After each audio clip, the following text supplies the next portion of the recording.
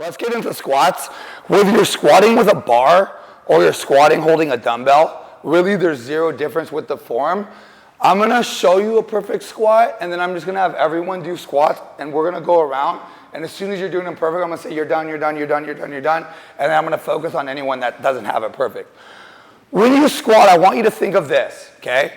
I want you to think of your quad and your foot lining up like this. And the reason why I say this is, if you have your feet straight forward, watch. If my quad's going out and my foot's going this way, then I have this going on, right?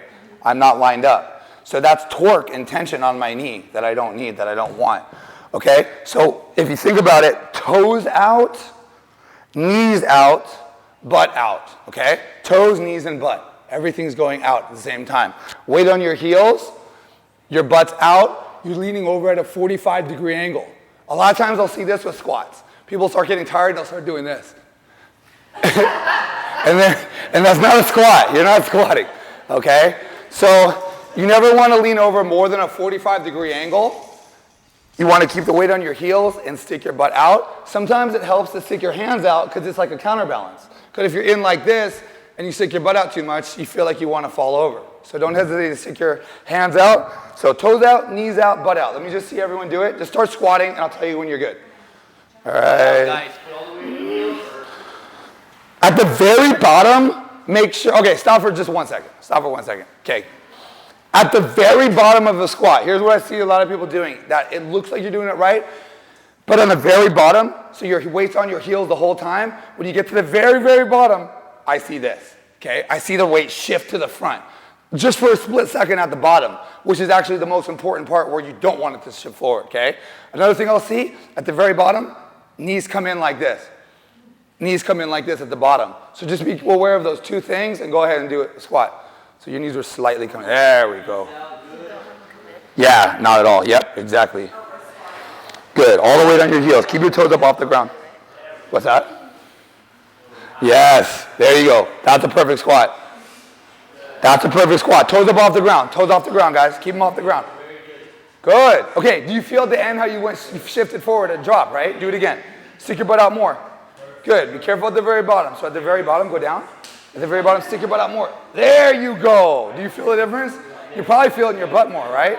Do it again. At the very bottom, stick your butt out more. There you go. So guys, listen up real quick. This is a good point. At the very bottom, you want to stick your butt out a little extra, because a lot of times, just because you're getting tired and it's harder to do, you'll come under a little bit. When you come under, that's when your knees go forward and the weight goes forward. So instead of coming under, stick your butt out a little bit at the bottom, just a little bit. Let's go ahead and do it. Got a couple more. Wrong. Just kidding. Go. Might be good to jump into the gear, remember? Oh, yeah. Good, thank you. Good. Let me see you do another one. Okay. All right. Stop for 1 second. And I'm kind of talking to you, but I'm talking to everybody. Okay, guys, listen up. A lot of times we hear the lower the better, right?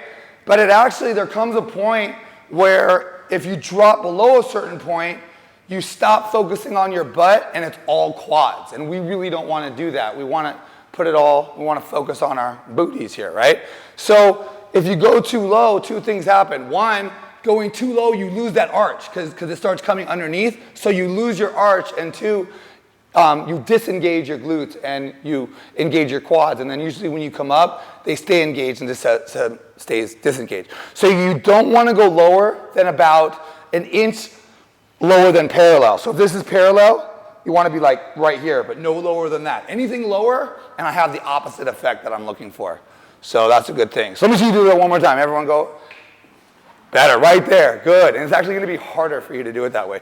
Good. Do it again. Squat down. Keep your knees out. Okay, do it again. Watch. Push those knees. There. Good. Now stick your butt out a little bit more. Stick your butt that way, and then stand up all the way. Good. Do it again. That's a perfect squat. There you go. No lower than that. Good job. Good job. All right. Perfect. Just kidding. All right. Good. All right. Check it out, guys. Hey, all right. Does anyone feel like they don't have it?